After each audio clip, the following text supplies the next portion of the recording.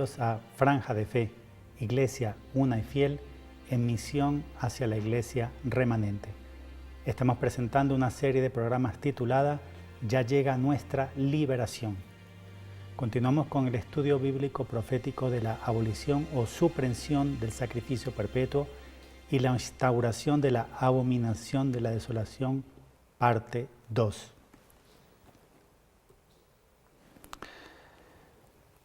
Estamos viendo entonces qué es el sacrificio perpetuo. En el programa anterior lo mostramos en la antigua alianza. Vamos a ver qué es el sacrificio perpetuo en la nueva alianza. Esto es fundamental entenderlo para entender el cumplimiento de esta profecía de Daniel. Lo primero que hay que entender es que la antigua alianza fue revocada. Leemos en Hebreos 8. Pues si aquella primera fuera irreprochable, no habría habido lugar para una segunda.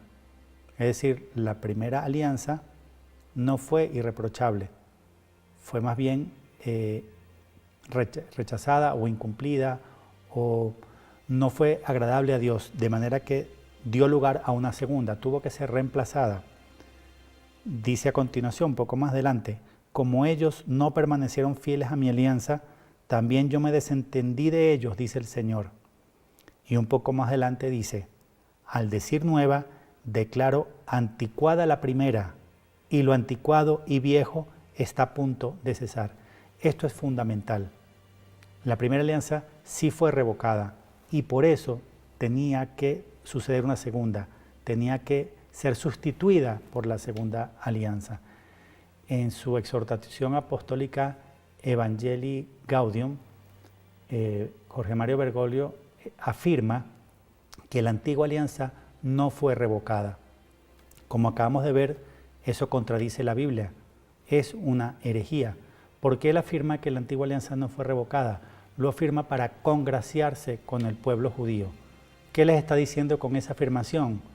Que ellos pueden continuar con la primera alianza. Y así los invita a desconocer la segunda, o sea, los invita a desconocer a Jesucristo como mediador de la nueva alianza. En pocas palabras, los invita a rechazar a Jesucristo, a rechazar al Mesías. Por eso es muy importante entender esto. La primera alianza sí fue revocada, lo dice la Biblia en Hebreos 8, y es importante entenderlo para conocer por qué la profecía de Daniel que estamos analizando en este estudio bíblico profético. En Hebreos 9, en el siguiente capítulo, vemos que la nueva alianza está sellada con la sangre preciosa del Santo Inmaculado Cordero de Dios, superando, por lo tanto, en mucho a la primera alianza. La primera alianza estaba basada en la ley de Moisés y se sellaba con la sangre de animales, de corderos. La nueva alianza está sellada con la sangre derramada por el Hijo de Dios. Dice así en Hebreos 9, pero presentóse Cristo como sumo sacerdote de los bienes futuros, no con sangre de macho cabríos ni de novillos, sino con su propia sangre, dice un poco más adelante, ¿no? Ya no como en la ley que era sombra de los bienes futuros. Él es el verdadero bien futuro y es su preciosísima sangre la que sella la nueva alianza. Dice más adelante, por eso es mediador de una nueva alianza, para que interviniendo su muerte para remisión de las transgresiones de la primera alianza, los que habían sido llamados reciban la herencia eterna prometida. Y al final dice, pues según la ley casi todas las cosas han de ser purificadas con sangre, y sin efusión de sangre no hay remisión. De manera que vemos claramente en Hebreos 9 que la verdadera alianza, que es la nueva, está sellada por Dios con la sangre de su Hijo derramada. Por eso Él es mediador de una nueva alianza, es la verdadera y definitiva alianza. Veamos además la comparación que establece Hebreos 7 de Jesucristo con un personaje misterioso del Antiguo Testamento que se llama Melquisedec. Digo misterioso porque de Melquisedec se sabe muy poco. No se sabe dónde nació, cuándo, no se sabe de quién es hijo, cuáles son sus padres. Muy poco se habla de él, pero se habla de él siempre con un sumo respeto. Se le menciona siempre como el sumo sacerdote Melquisedec. Dice además, asemejado al Hijo de Dios y permanece sacerdote para siempre. son palabras misteriosas, no se sabe con exactitud quién es Melquisedec, pero sí dice más adelante, el mismo capítulo 7 de Hebreos, hablando de Jesucristo, tú eres sacerdote para siempre, a semejanza de Melquisedec. Y dice otra cosa muy importante que quiero destacar, dice, porque cambiando el sacerdocio, necesariamente cambia la ley. Aquí explica que el sacerdote siempre fue de la tribu de Leví, pero dice, Jesucristo no es de la tribu de Leví, es de la tribu de Judá. ¿Por qué cambia? Porque dice, cambiando la ley, cambia el sacerdocio. De manera que así se cumple, tú eres sacerdote para siempre y ejerces sacerdocio perpetuo, siempre vivo. De manera que es muy importante entender que en la nueva alianza sellada por la sangre preciosa de Jesucristo, establece una nueva ley, una nueva alianza, donde Jesucristo es el verdadero sumo sacerdote. Veamos también que todo para el cristiano debe ser cristocéntrico, o sea, todo gira en torno a Cristo. Aquí abajo vemos en este gráfico que todo confluye en Cristo, en Él todo llega a su plenitud, Él es el alfa y el omega, principio y fin, Él es el centro de toda la historia. No por casualidad los años se cuentan en negativo, en reversa, desde Cristo hacia atrás y en positivo hacia adelante. Todos los hombres del mundo y todas las razas, todos los pueblos están obligados a medir así el tiempo. Así demuestra Dios que verdaderamente ese es su Hijo y que Él es el centro de la historia. Hasta los que odian a Cristo, lo rechazan, tienen que medir los años en antes y después de Cristo. Vemos que, como dice Mateo 5, no he venido a abolir la ley y los profetas, sino a darles plenitud. Jesucristo es la plenitud, tanto de la ley como de la liturgia. Dice en 1 Corintios, todo esto acontecía en figura y fue escrito para aviso de los que hemos llegado a la plenitud de los tiempos.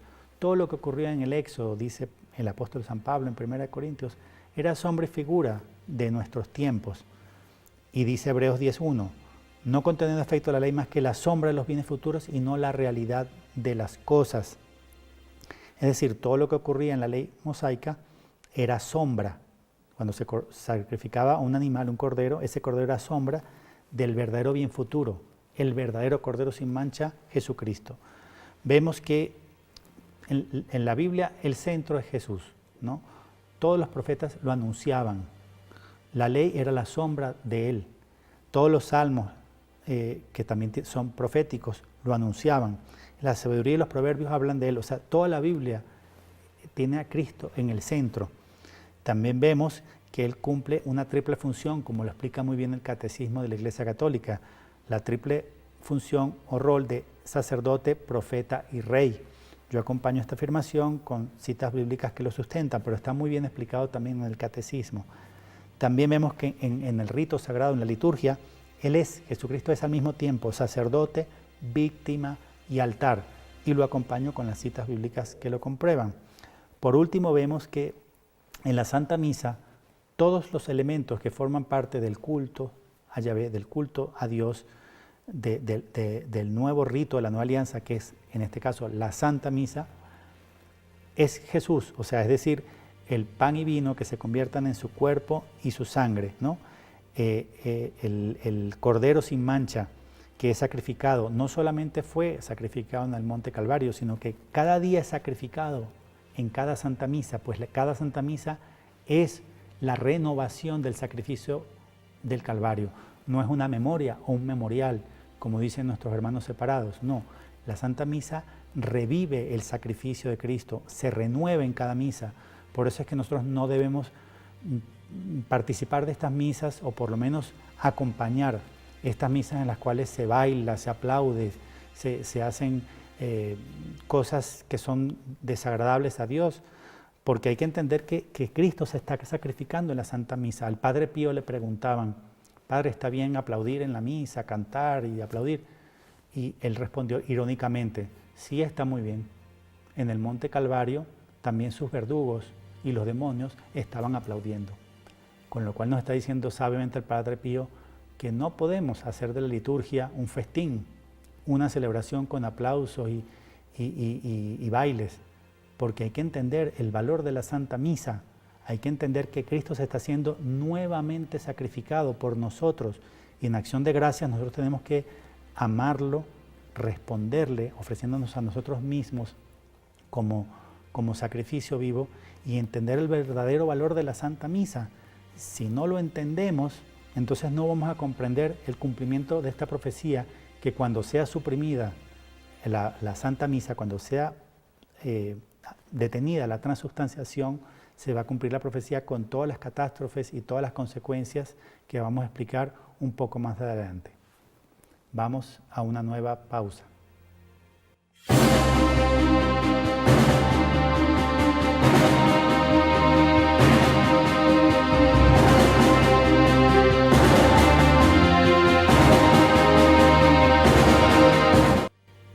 Continuamos con el estudio bíblico profético sobre la supresión del sacrificio perpetuo y la instauración de la abominación de la desolación, parte 2. Ya estamos dándole más forma a esta profecía y a lo que significa el sacrificio perpetuo y lo que significará su supresión. Ya hemos visto lo que era el sacrificio perpetuo en la antigua alianza y hemos concluido que en la nueva alianza el sacrificio perpetuo es la Santa Misa. De manera que este gráfico que lo presentamos en el programa pasado de una manera más genérica, ahora lo podemos puntualizar. El sacrificio perpetuo no es otra cosa que la Santa Misa, y es la Santa Misa la que detiene la diestra de Dios Padre, es decir, la justicia divina. Cuando sea suprimida la Santa Misa y sea reemplazada por la abominación de la desolación, entonces vendrá el castigo de Dios para el mundo entero por no haber amado la Santa Misa, por no haber agradado a Dios con la ejecución de un rito de sacrificio puro, amando a Dios con recta intención, y por no haber valorado la Santa Misa en general. Vamos entonces a ver qué dice la profecía. Hasta ahora lo que hemos hecho es preparar el terreno y no hemos mostrado cuál es la profecía de Daniel. Vamos a verla. Aparece 4 veces en el libro de Daniel. Aparece en Daniel 8, Daniel 9, Daniel 11 y Daniel 12. En todos los casos establece que se compone de 2 partes: la abolición del sacrificio y la instauración de la abominación de la desolación.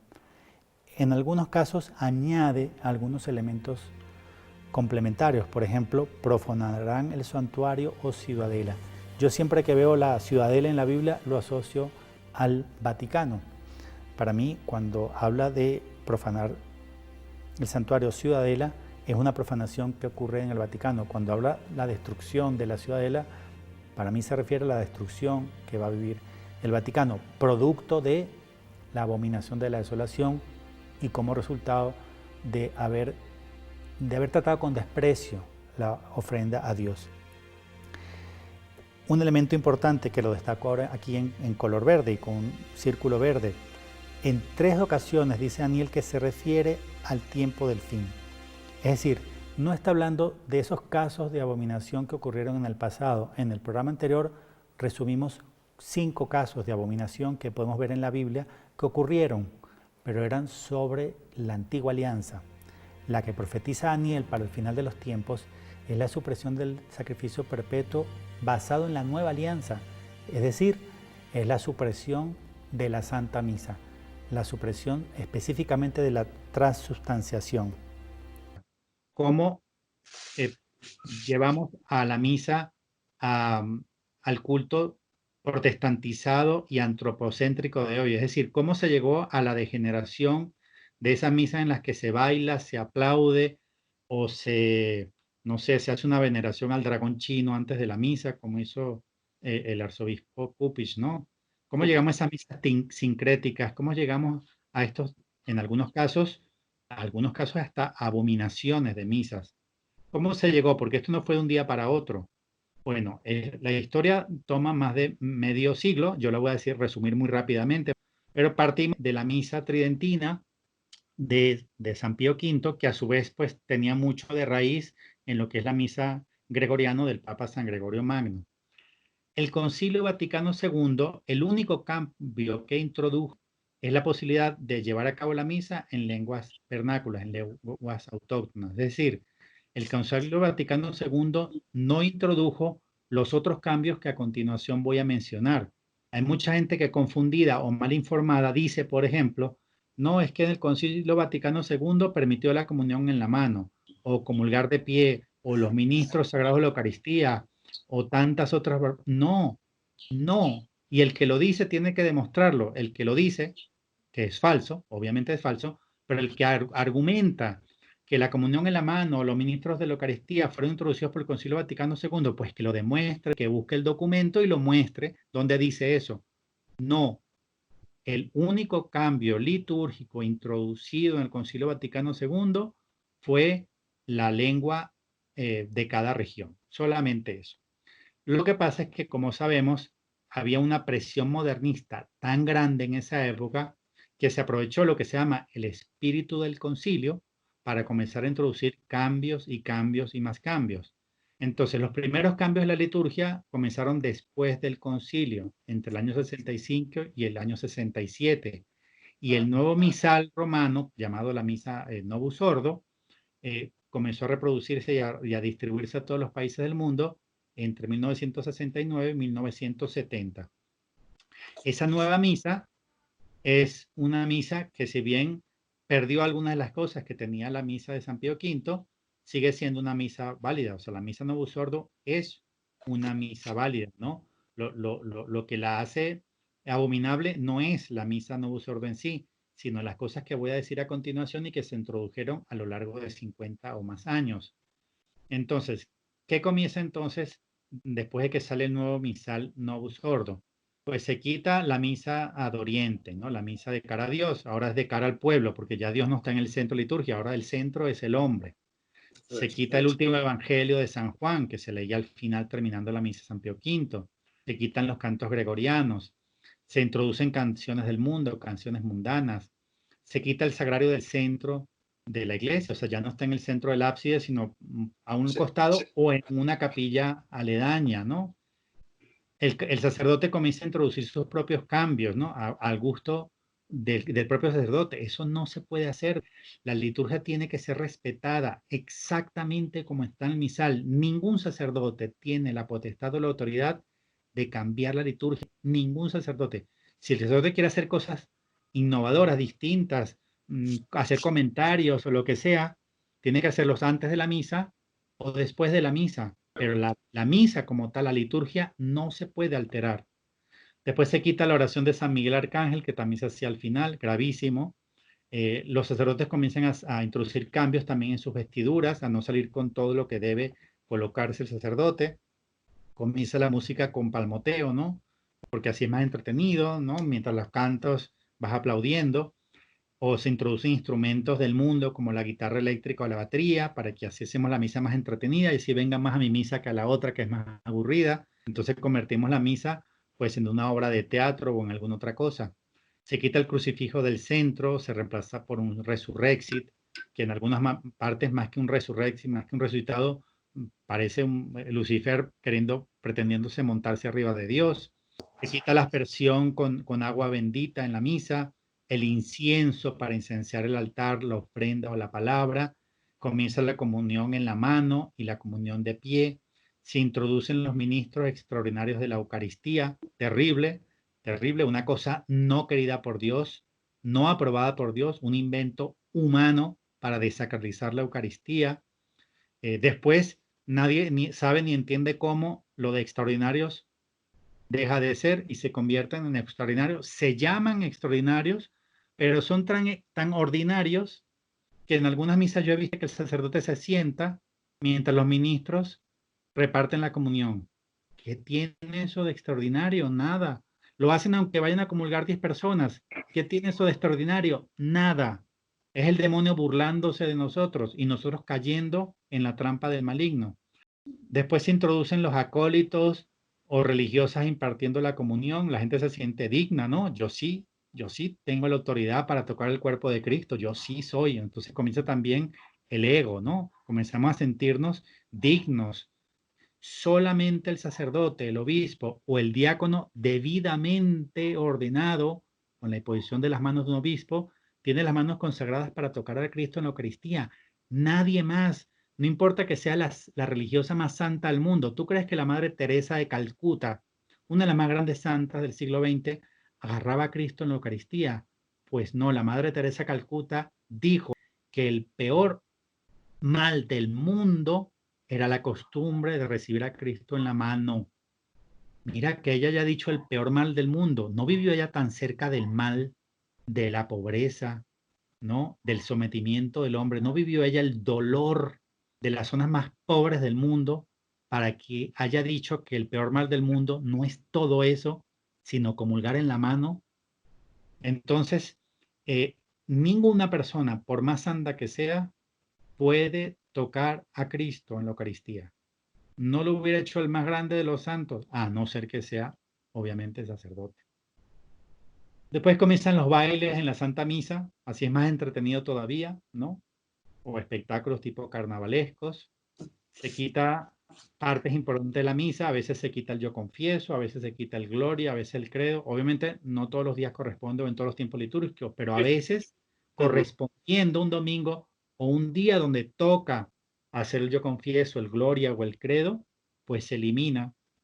Se quita la palabra sacrificio, donde corresponde decirlo, ¿no? Para que se nos olvide que realmente se revive el sacrificio de Cristo, como lo dice el catecismo. El catecismo dice que en cada Eucaristía se revive el sacrificio del Calvario. No es un memorial, vuelve a entregarse Cristo, su cuerpo y su sangre. O sea, la misa es un sacrificio. Se nos comienza a olvidar que Cristo se vuelve a inmolar en el altar en cada misa. Después vienen otras abominaciones peores, como lo que es el dispensador de hostias, ¿no? O sea, para repartir obleas o galletas está bien, pero el cuerpo de Dios, qué manera tan horrorosa de ofender a Dios. Y creemos que eso no tiene consecuencias. Las tiene, son horrorosas. Sí. En la devoción de la preciosísima sangre, Jesús advierte todas estas prácticas de la comunión en la mano, de pie, etcétera, las llama armas de destrucción masiva de la fe. Es peor que bombas atómicas en el mundo físico, porque las bombas atómicas solo matan cuerpos, aunque maten millones. En cambio de sacralizar la Eucaristía y manipular la hostia como si fuera una galleta, mata millones de almas. Es peor que la bomba atómica. Y lo advierte Jesús como parte de los mensajes de la devoción de la preciosísima sangre. Sí. Después, cosas horrorosas como la impartir la Sagrada Comunión en drones. Y después viene, pues, lo que yo llamo el golpe final, ¿no? ¿Cómo terminamos de acabar con la misa? Pues bueno, vamos a introducir esas cosas que estaban propuestas en los 3 documentos preparatorios para el Sínodo de la Amazonía, que muchos refieren a uno de ellos, que era el Instrumento Laboris. Pero recordamos que el Instrumento Laboris era solamente uno de 3, porque Sí. estaba uno previo que se llamaba Nuevos Caminos para la Iglesia y para una Ecología Integral, documento preparatorio para el Sínodo de los Obispos para la Asamblea Especial sobre la región panamazónica. Es un documento del Vaticano de fecha 8 de junio de 2018. Después estaba el segundo documento que se llamaba Hacia el Sínodo Panamazónico, desafíos y aportes desde América Latina y el Caribe, un documento de Amerindia. Y después estaba el tercero, el más conocido, el que más se nombró, que se llama Instrumento Laboris de la Asamblea Especial para la región panamazónica del Sínodo de los Obispos. Entonces, ¿qué proponían estos 3 documentos? Pues, en resumen, lo que yo pienso que introduce más desviaciones a la liturgia o más riesgos es la introducción de sacerdotes casados, de mujeres sacerdotisas, la ordenación sacerdotal de chamanes y adaptar a la liturgia a las culturas indígenas. Tremendo. Un fragmento del documento Laboris, del instrumento Laboris, dice así: se sugiere que las celebraciones sean festivas con la propia música y danza, en lenguas y con vestimentas autóctonas. O sea, vamos a hacer un show para que la gente se entretenga, baile. De ahí a que la gente entre con la cervecita en la misa, ¿cuál es la diferencia? O sea, ¿qué falta para que la gente pueda consumir alcohol en la misa? Diciendo, en comunión con la naturaleza y con la comunidad. ¿Dónde está ahí la comunión con Dios? Lo repito, en comunión con la naturaleza y con la comunidad. Y la Eucaristía no es principalmente la comunión con Dios. ¿Dónde quedó la comunión con Dios?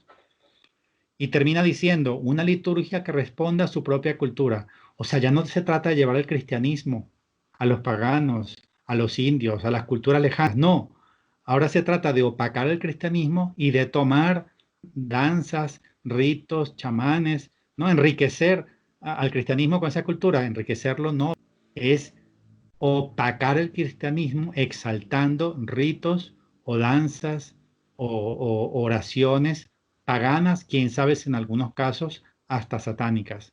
Bueno, ¿cuál es el objetivo entonces de todo esto? ¿A dónde nos lleva?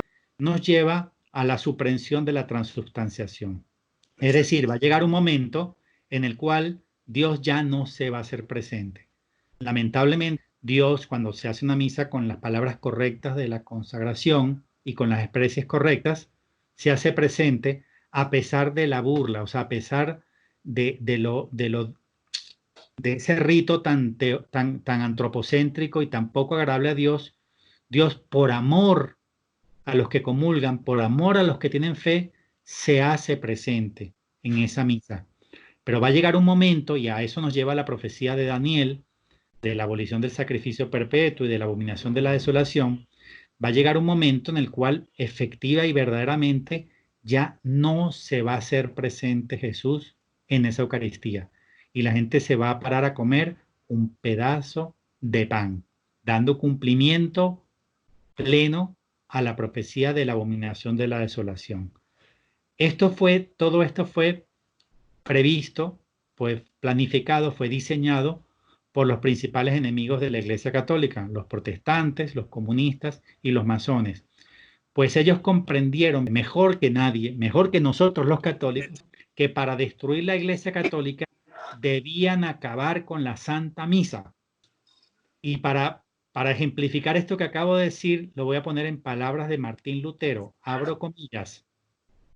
Cuando hayamos aniquilado la misa, habremos aniquilado el papado en su totalidad, porque es sobre la misa, como sobre una roca, que el papado se apoya con sus monasterios, sus obispados, sus colegios, sus altares, sus ministros y sus doctrinas. Todos estos caerán cuando su sacrílega y abominable misa haya sido reducida al polvo.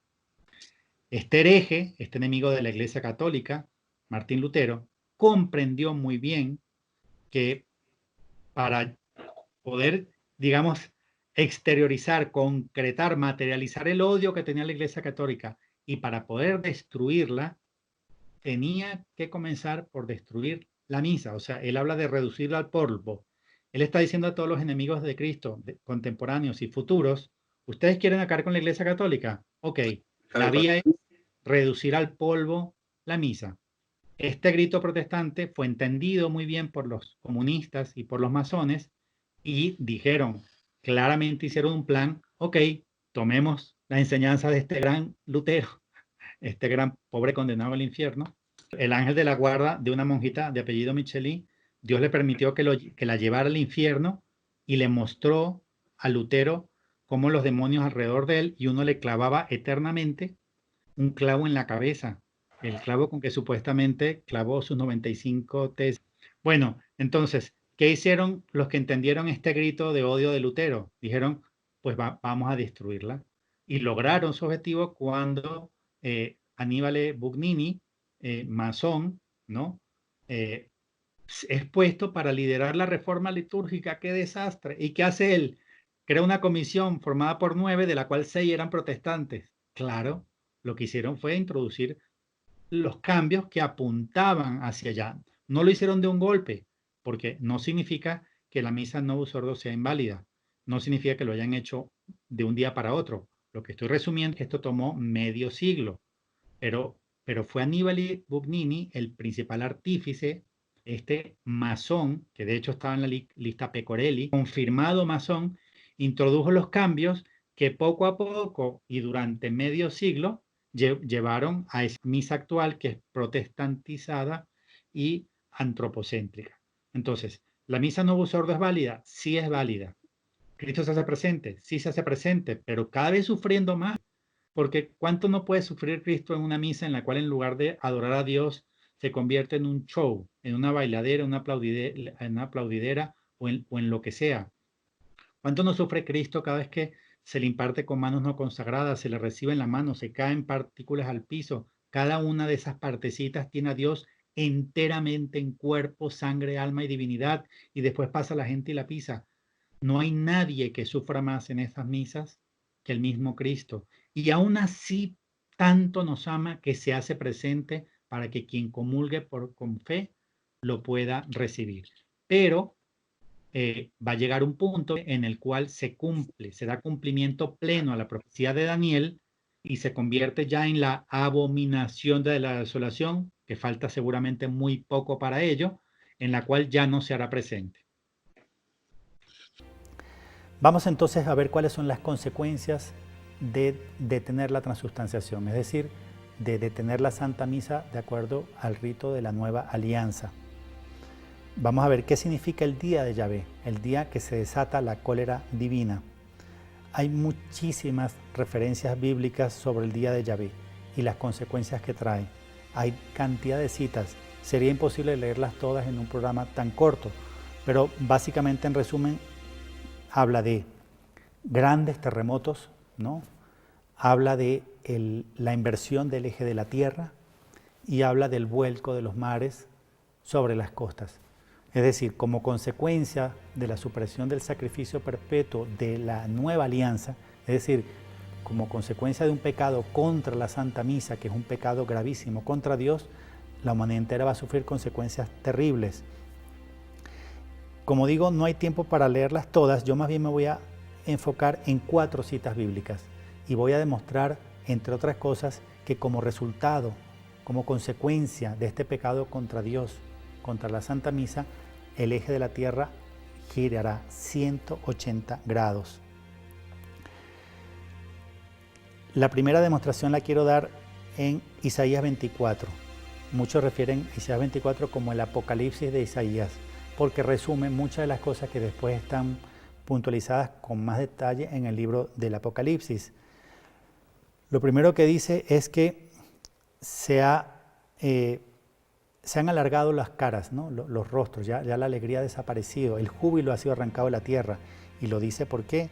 Porque ha sido detenido el sacrificio perpetuo, ¿no? Ha sido detenida la ofrenda a Yahvé.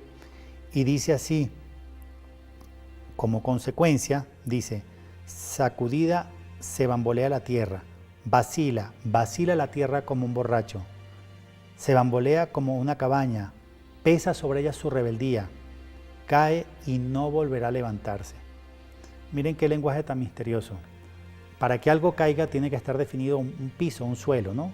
Si algo está levantado, cae lo que llamamos hacia abajo, pero para definir el abajo tiene que haber un piso hacia donde ese objeto cae. Situémonos en el espacio exterior. No hay un suelo, un piso hacia el cual la tierra pueda caer. Es decir, la tierra está en el espacio, no tiene a dónde caer, a no ser que cayera hacia el sol, pero la tierra no va a caer hacia el sol, la Biblia no lo dice y eso no va a ocurrir. ¿Qué significa realmente la tierra cae?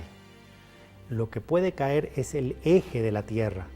Y fíjense que antes de que caiga, el eje de la tierra dice, sacudida se bambolea la tierra, vacila como un borracho. ¿Qué significa? Antes de que la tierra gire sobre su eje, vamos a sentir que el piso se mueve, como se nos mueve cuando estamos pasados de alcohol. Cuando una persona ha bebido mucho, siente que todo se bambolea, que todo se mueve. Pero en este caso lo vamos a sentir sin haber bebido alcohol. Es decir, vamos a sentir como si estuviéramos borrachos o como si la tierra es la que estuviera borracha. Obviamente la tierra no puede estar borracha. ¿Qué es lo que va a ocurrir entonces? Se cumple esta profecía diciendo, cae y no volverá a levantarse. Lo que cae es el eje de rotación de la tierra. Y vamos a demostrar además que cae 180 grados, porque podríamos decir, sí, es que la tierra puede girar, pero un poquito nada más. ¿Por qué decimos que la tierra gira 180 grados? Eso lo podemos ver en el libro del Génesis 8:22, que dice, mientras dure la tierra, sementera y siega, frío y calor, verano e invierno, día y noche, no cesarán. Aquí estamos hablando de las estaciones, no como se le llaman aquí en Colombia invierno la época de lluvia y verano la época de sequía. No, nos referimos a las 4 estaciones que tienen los países del hemisferio norte y el hemisferio sur: primavera, invierno, verano y otoño. Los científicos han demostrado que para que existan las 4 estaciones necesariamente tiene que basarse en un eje de rotación de la Tierra de aproximadamente 23 grados. Si la Tierra girara así, no habrían estaciones. Si la Tierra girara con un eje de rotación vertical, tampoco habrían estaciones. Las estaciones dependen de un eje oblicuo, un eje inclinado aproximadamente 23 grados. ¿Qué nos dice el Génesis? El Génesis nos dice que mientras dure la Tierra, siempre va a haber verano e invierno. ¿Qué quiere decir? Que si la Tierra gira, si las estaciones permanecen, es porque la Tierra o gira 180 grados o gira 360, volviendo a su posición original. Pero como Isaías 24 habría dicho, cae y no volverá a levantarse, quiere decir que el giro es de solo 180 grados. Veamos otras citas bíblicas que lo demuestran, el vuelco del eje de rotación de la Tierra. En Amós 8, del 4 al 9 vemos, primero, ¿por qué ocurre? Primero vemos que es porque se amontonan los pecados. Ahí está resumido al principio. Obviamente ese amontonamiento de los pecados del hombre concluyen con el peor de los pecados, un pecado contra Dios, contra la Santa Misa. Y termina diciendo así: sucederá aquel día, oráculo del Señor Yahvé, que yo haré ponerse el sol a mediodía, y en plena luz del día cubriré la tierra de tinieblas. ¿Qué significa yo haré ponerse el sol al mediodía? Son las 12 según nuestro reloj, el sol está aquí arriba, y siguen siendo las 12 o las 12 y un poco, y el sol se oculta. Es decir, que cuando sea la 1 de la tarde, ya es la medianoche. Yo haré ponerse el sol al mediodía significa que él invierte, como lo dice ahí, la mañana por la noche. En Amós 5 lo dice de otra forma: trueca las mañanas en sombras y hace oscurecer el día en noche. Y como consecuencia del vuelco del eje de la Tierra, los mares se derraman sobre las costas, sobre los continentes. Dice, él llama las aguas del mar y sobre la haz de la tierra las derrama. Fíjense cómo lo dice: trueca la mañana en sombra, hace oscurecer el día en noche, es decir, vuelco la tierra, y como consecuencia los mares se derraman sobre las costas, es decir, llama a las aguas del mar y sobre la haz de la tierra las derrama. En la Biblia hay 2 sucesos históricos en los cuales el eje de rotación de la tierra cambió. Uno está en el libro de Josué, capítulo 10, un día que Josué dice así: detente sol en Gabaón y tu luna en el valle de Ayalón.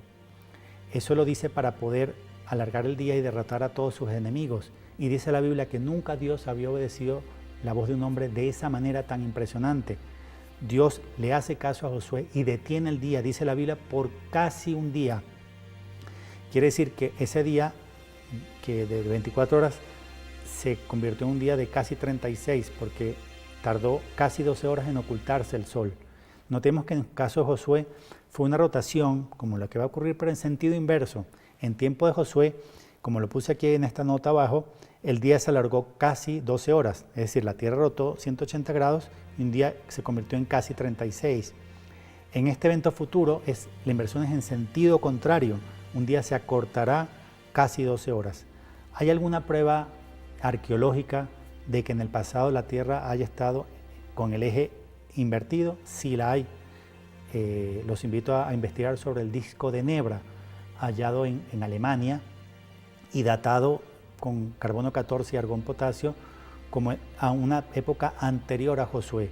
Él muestra una distribución de constelaciones, una distribución estelar que solamente era visible en el hemisferio sur, pero estamos en Alemania. Alemania está hoy en día en el hemisferio norte. ¿Qué nos dice el disco de Nebra? Que en algún momento pasado la Tierra estaba invertida, si no, ese hombre primitivo que vivía en esa región no hubiera tenido cómo ver las constelaciones que se veían en el hemisferio sur. De manera que hay pruebas arqueológicas que demuestran que en algún momento la Tierra estaba en sentido contrario. El segundo suceso bíblico donde el eje de la Tierra cambia de ángulo está en Segunda de Reyes, capítulo 20.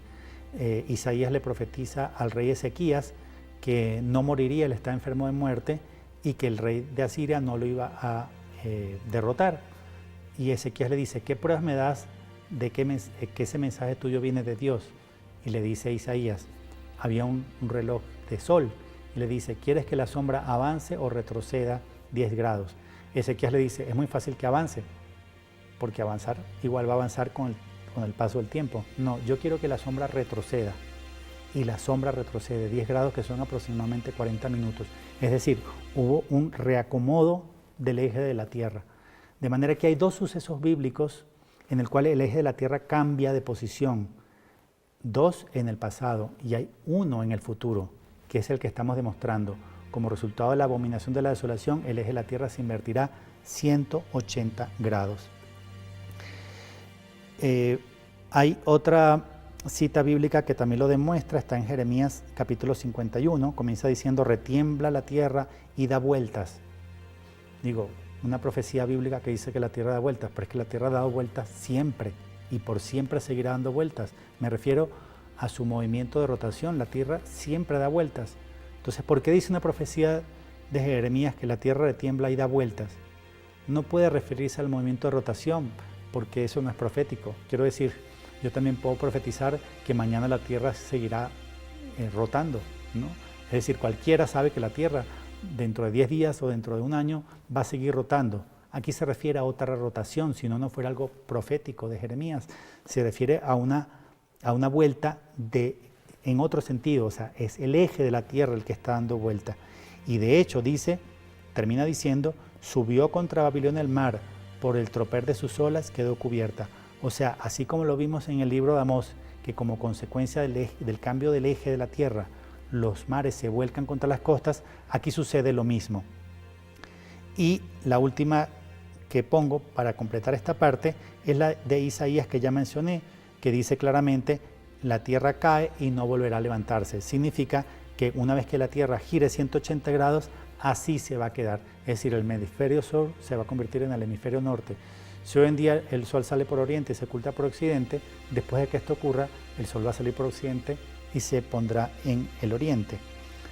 De manera que, como la Tierra está en el espacio y no puede caer, pero su eje de rotación sí puede caer y se demuestra bíblicamente que así va a ocurrir y va a ser como consecuencia de suprimir el sacrificio perpetuo y instaurar la abominación de la desolación en el lugar santo.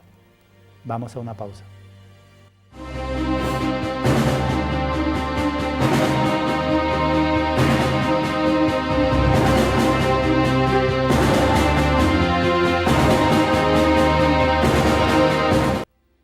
Continuamos con el estudio bíblico profético sobre la supresión del sacrificio perpetuo y la instauración de la abominación de la desolación. Hemos explicado pues cómo como consecuencia de este grave pecado, esta grave ofensa a Dios, van a ocurrir cosas terribles como la inversión del eje de rotación de la Tierra y el vuelco de los mares sobre los continentes. Muchísima gente va a morir, está en la Biblia, está profetizado en Zacarías, también lo revela el tercer secreto de Fátima, la parte 2, la parte aún no revelada, pero que igual la conocemos porque la Virgen la explicó en el libro azul del Padre Gobi. También lo dice el Papa San Juan Pablo II en su discurso de Fulda, Alemania, el cual les invito a conocer, a investigar. Entonces, ¿qué hacemos nosotros ante esta situación? Si sabemos que la Tierra va a girar y los continentes van a ser inundados, parte de ellos, las costas, por los mares y mucha gente va a morir, ¿qué actitud tenemos que tomar nosotros ante esta situación tan grave? Pues quiero dar un mensaje de esperanza en esta parte final de este programa. Pues la Biblia dice y repite muchas veces que en Sión habrá supervivencia. ¿Qué significa eso? Hay que entender qué es el monte Sión y por qué está prometida esa supervivencia, cómo está asociada esa profecía con nosotros. O sea, ¿qué significa para el resto fiel esta profecía de que en Sión habrá supervivencia? Fíjense que aparece muchas veces en la Biblia, por ejemplo en Abdías, pero en el monte Sión habrá supervivencia, será lugar santo. En Joel dice, porque en monte Sión habrá supervivencia. Isaías habla de, pues saldrá un resto de Jerusalén y supervivientes del monte Sión. Aparece la palabra resto. El resto fiel sí está en la Biblia. En primera de Pedro, dice, también habla de perdón, en el libro de los Salmos dice, apártate del mal y obra el bien, tendrás para siempre una morada. Y en Salmos 74 dice, en el monte Sión donde pusiste tu morada. Salmo 76 también dice, su tienda está en Salem, su morada en Sión. Y nuevamente en el Salmo 132 dice, porque Yahvé ha escogido Sión, la que ha puesto como sede para sí. Aquí está mi reposo para siempre. En él me sentaré, pues lo he querido. Se ve claramente en la Biblia que en el pasado el monte Sión era un lugar físico, era un monte de Jerusalén. Pero para nosotros, lo dice claramente la Biblia, es el lugar donde Dios pone su morada. ¿Cuál es el lugar donde Dios pone su morada? Las personas que vivan en santidad, que amen a Dios, que cumplan los mandamientos y que frecuenten los sacramentos, hacen de sí mismo un templo vivo de Dios. Y ese es el monte Sión, es ahí donde va a haber supervivencia. A la pregunta que nos pudiéramos hacer, ¿qué hacer ante el vuelco de la tierra y el derramamiento de los mares sobre las costas? Lo que tenemos que hacer es convertirnos en un monte Sión, pues ahí habrá supervivencia, ahí estará preservado un resto fiel. Veamos también qué nos dice Primera de Reyes y el libro del Apocalipsis. En Primera de Reyes vemos que el Arca de la Alianza siempre estaba protegida por querubines. Así lo indicó Dios, así lo ordenó Dios. El Arca de la Alianza representaba lo que portaba las cosas de Dios. Pues hoy en día Dios no es transportado en un arca hecha por hombres. Dios es transportado en sus nuevas arcas. Sus nuevas arcas o los nuevos portadores de Dios son todas las personas que hagan de sí un tabernáculo santo, un templo vivo de Dios. De manera que seremos protegidos por ángeles. Como en la antigua alianza, el arca era protegida por ángeles. En el Apocalipsis vemos 11, un relato misterioso. Dice, levántate y mide el santuario de Dios y el altar, y a los que adoran en él. Mide el santuario y a los que adoran. ¿De qué medida se está refiriendo? ¿Qué santuario manda medir? Y después dice, el patio exterior del santuario déjalo aparte, no lo midas, porque ha sido entregado a los gentiles que pisotearán la ciudad santa 42 meses. Para mí esto significa no un santuario físico que se está midiendo con una medida física. Cuando dice, levántate, mide el santuario de Dios, el altar y los que adoran en él, lo que está midiendo es todas las personas que adoran a Dios en espíritu y verdad, los que le dan importancia a la liturgia, los que participan de la Santa Misa, los que adoran a Dios en la Santa Misa. ¿Y quiénes son el patio exterior del santuario? Que dice, no lo midas, ha sido entregado y será pisoteado. Pues son los que no participan, los que no se interesan por el culto a Dios, los que no adoran a Dios en espíritu y en verdad. De manera que para mí esta revelación del Apocalipsis no se refiere a un santuario que estás midiendo, no se refiere a un santuario físico tampoco, como lo decía con el monte Sión, se refiere a todas las personas que adoran a Dios en espíritu y en verdad y se constituyen templo de Dios. Y ahí es donde habrá supervivencia, de manera que tenemos que concentrarnos en eso, en nuestra conversión. Eso es lo mejor que podemos hacer para prepararnos para el vuelco de la tierra y de los mares. También dice en 2 de Pedro que el día del Señor llegará como un ladrón, pero solamente para los que viven en oscuridad. Vemos que dice así, dice, el día del Señor llegará como un ladrón en aquel día.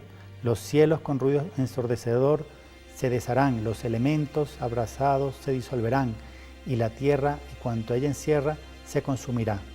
Pero dice el apóstol San Pablo en 1 Tesalonicenses, sobre el día del Señor, pero vosotros, hermanos, no vivís en la oscuridad para que ese día los sorprenda como un ladrón. Así pues, no durmamos como los demás, sino que velemos y seamos sobrios. Es decir, el día que esto ocurra, no nos va a agarrar de imprevisto si conocemos las profecías y vivimos en santidad. Solamente a los que viven en oscuridad, como dice la Biblia, los sorprenderá como un ladrón. También es importante entender que la segunda venida de Cristo se trata de nuestra liberación. Así dice Jesús en el Evangelio. Cuando comiencen a suceder todas estas cosas, erguíos, levantad vuestra cabeza. Algunas traducciones de la Biblia incluso dice, alegraos, porque se acerca el tiempo de vuestra liberación. Esta serie de programas justamente le he titulado Ya llega nuestra liberación, para que nos concentremos en ese aspecto. Sí hay que vivir la gran tribulación, sí vamos a vivir un periodo de la historia del hombre muy difícil, pero tenemos que entender que toda esa purificación tiene que ocurrir para que podamos ser liberados, pues como dice Primera de Pedro 1, sabiendo que habéis sido rescatados de la conducta necia heredada de vuestros padres, no con algo caduco de oro y plata, sino con una sangre preciosa. Es decir, lo que viene a continuación de la gran tribulación, de la rotación del eje de la tierra y del vuelco de los mares sobre las costas, es nuestra liberación. Jesucristo viene a liberarnos y para eso pagó un precio infinito. Cada uno de nosotros tiene un valor infinito. Cada alma tiene un valor infinito ante Dios, por eso es que pagó un precio infinito. Es el precio de su preciosísima sangre derramada en el monte Calvario. Entonces, quiero dejar claro este mensaje. En lugar de asustarnos con todas estas cosas, valoremos el sacrificio perpetuo, valoremos la Santa Misa, démosle a la Eucaristía la importancia que tiene y hagamos de nosotros un templo vivo y santo para que seamos protegidos, como dice la Biblia, en Sión habrá supervivencia. Vamos a una pausa.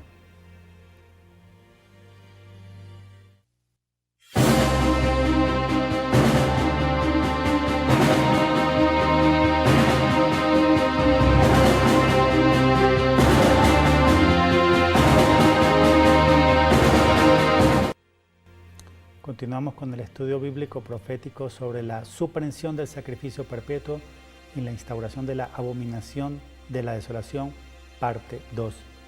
Y ya cerramos con las conclusiones, las cuales puedo resumir de la siguiente manera. Esto resume todo lo que hemos evaluado durante este programa y el anterior. Dice así: ¿qué es el sacrificio perpetuo? El Cordero de Dios, Cordero sin mancha de la nueva alianza, es decir, Jesucristo, presentado para obtener el perdón de los pecados, ofrecido cada día como decreto eterno, fijo y para siempre, presentado bajo las formas de pan de vida y cáliz de eterna salvación, que es la sangre preciosa de Cristo, como lo hizo Jesús en su última cena, entregando su cuerpo, anticipando la entrega del mismo en la cruz, en el monte Calvario, la cual sigue haciendo hoy Cristo a través de un sacerdote ungido y cuyas manos están consagradas. Y esto produce el calmante aroma que detiene la santa ira de Dios Padre, sosteniendo su poderosa mano, trayendo la paz a la humanidad. Cuando sea suprimido el sacrificio perpetuo, es que vamos realmente a entender que era la Santa Misa la que traía la paz a la humanidad, es decir, la que sostenía la mano justiciera de Dios. La mayor parte de los cristianos no lo entienden, inclusive muchos católicos no lo entienden, pero se va a entender cuando se dé el cumplimiento de esta profecía de Daniel, referida por Jesús también en Mateo 24. Es decir, el día que sea suprimido el sacrificio perpetuo, el día que se cometa un pecado contra la liturgia, contra la Santa Misa, para detener la transubstanciación, ese día se cumplirá la profecía. Y aunque muchos cristianos y muchos inclusive católicos no reconocen o no valoran la real presencia de Cristo en la Eucaristía, los enemigos de Dios sí que lo saben. Por eso justamente es que van a hacer todo lo posible por suprimir el sacrificio perpetuo, porque sí conocen que Cristo verdaderamente se hace presente en la Santa Eucaristía. Hay una cita importante del apóstol San Pablo que nos permite entender que es realmente Cristo que se hace presente, por quien dice que quien come y bebe sin discernir el cuerpo, come y bebe su propio castigo. Otras traducciones dicen su propia condenación.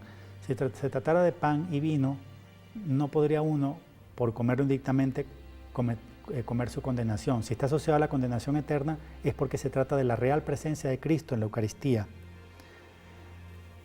La Santa Misa es el cumplimiento perfecto de una profecía del libro de Malaquías, Malaquías 1:11, que dice: pues desde el sol levante hasta el poniente, grande es mi nombre entre las naciones, y en todo lugar se ofrece a mi nombre un sacrificio de incienso y una oblación pura. pues grande es mi nombre entre las naciones, dice Yahvé Sebaot. De manera que el sacrificio de la Santa Misa se celebra todos los días y en todo el mundo, y la Santa Misa es la única verdadera oblación pura que es Cristo mismo. De manera que la Santa Misa es el cumplimiento perfecto de esta profecía. Aquí vamos a entender entonces que, como yo decía anteriormente, Jesucristo es verdaderamente la plenitud de la ley y de la liturgia. Y así se da el cumplimiento a todo lo que estaba profetizado sobre él cuando sea suprimido el sacrificio perpetuo. Conclusión número 1 de este estudio. El día que la Santa Misa sea alterada para evitar la transubstanciación, retirando la presencia eucarística de Jesucristo en el mundo, se cumplirá esta profecía. Esto se logrará cambiando la fórmula de consagración, bien sea la epíclesis o las palabras de Cristo cuando dice esto es mi cuerpo. Y como consecuencia viene el día de Yahvé grande y temible. ¿Qué debemos hacer nosotros para prepararnos ante esta profecía? Porque se va a cumplir. Conclusión, parte 2. En la Biblia leemos que en el monte Sión habrá supervivencia y define el monte Sión como el lugar donde pusiste tu morada. Debemos, por lo tanto, convertirnos en ese monte Sión, haciendo de nosotros mismos un templo vivo de Dios. Así seremos protegidos y se cumplirá la profecía que dice, habrá supervivencia. Debemos, por lo tanto, vivir en santidad y fieles a Jesús y su palabra. De manera que, como sabemos que esto va a suceder y falta muy poco tiempo para que ocurra, no podemos postergar más la conversión. Debemos correr a prepararnos físicamente, pero principalmente espiritualmente, pues solo así seremos protegidos y solamente así habrá supervivencia. Quiero concluir este estudio bíblico profético comentándoles que escribí un pequeño libro titulado Quinto Reino, un mensaje de esperanza renovada. El título viene de Daniel capítulo 2, donde él tiene una visión de una estatua que tiene cabeza de oro, lomo de plata, pecho de bronce, patas de hierro mezcladas con arcilla. Esta estatua es derrumbada por una piedra que cae de un monte sin intervención de mano alguna y es destruida.